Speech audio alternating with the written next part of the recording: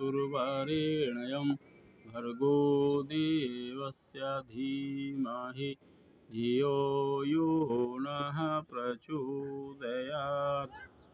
सच्चिदानन्दरूपाय विश्वोत्पत्त्यादिहेतवे तापत्रय विनाशाय श्रीकृष्णाय वयं नमः।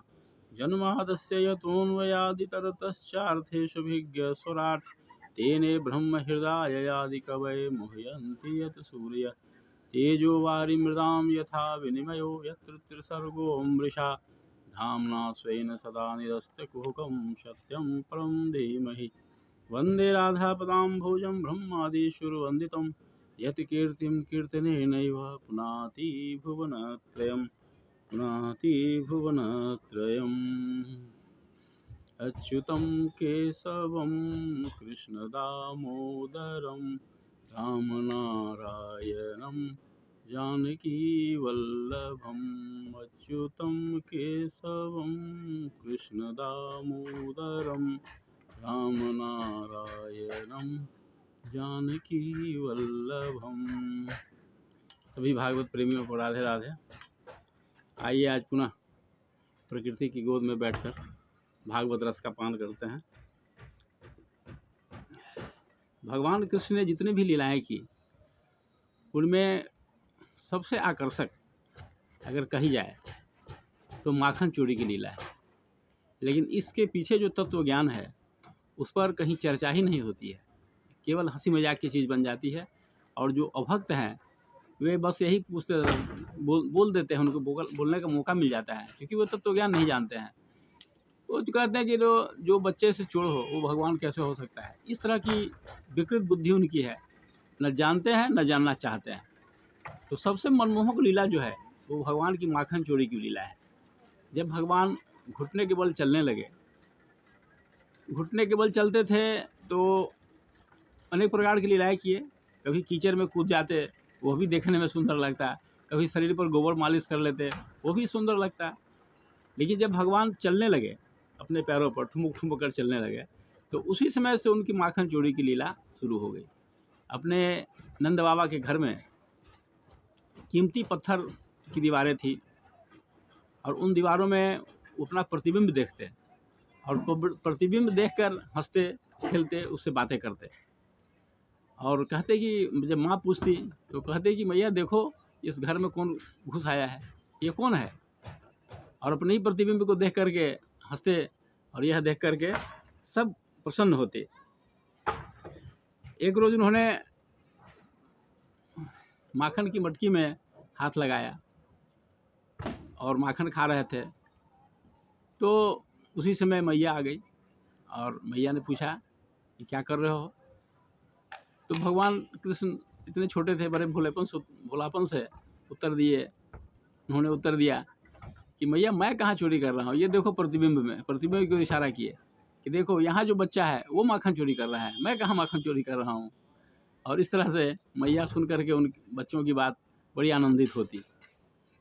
एक रोज़ ऐसा हुआ कि भगवान ने मटकी में हाथ लगाया और माखन खाना शुरू कर दिया। फिर मैया आ गई खोजते खोजते तो देखती है कि पूरा हाथ इनका मक्खन में है, मक्खन की मटकी में है और पूरे मुंह में लगा हुआ है। तो माँ ने पूछा कि क्यों तुम चोरी कर रहे हो मक्खन की। तो कहा कि नहीं मैंने मक्खन की चोरी कहाँ की है। तो फिर ये क्या है, हाथ में लगा हुआ है, मुंह में लगा हुआ है, ये कैसे हुआ। तो बड़े भोलेपन से उन्होंने उत्तर देना शुरू किया कि मैया आपने जो मेरे हाथों में पद्मराग के कंगन पहनाए हैं ये बड़े गर्म होते हैं, मेरे हाथ की गर्मी, इसकी जो गर्मी है मेरे हाथ बर्दाश्त नहीं करते हैं। तो इस पद्मराग की गर्मी को शांत करने के लिए मैंने ठंडे मक्खन की मटकी में अपना हाथ डाल दिया तो मेरे हाथ को बड़ी शीतलता पहुंची है। अच्छा ये बात है, तो ये मुंह तक कैसे चला गया। हाथ को ठंडापन मिला, ठीक है, मुंह में कैसे चला गया। तो क्या कहे मैया, उसी समय एक छोटी सी चींटी मेरे नाक पर चढ़ गई और मैं मक्खन लगे हुए हाथ से उसे हटाने लगा तो मेरे नाक में, मुंह में, सब जगह मक्खन लग गया।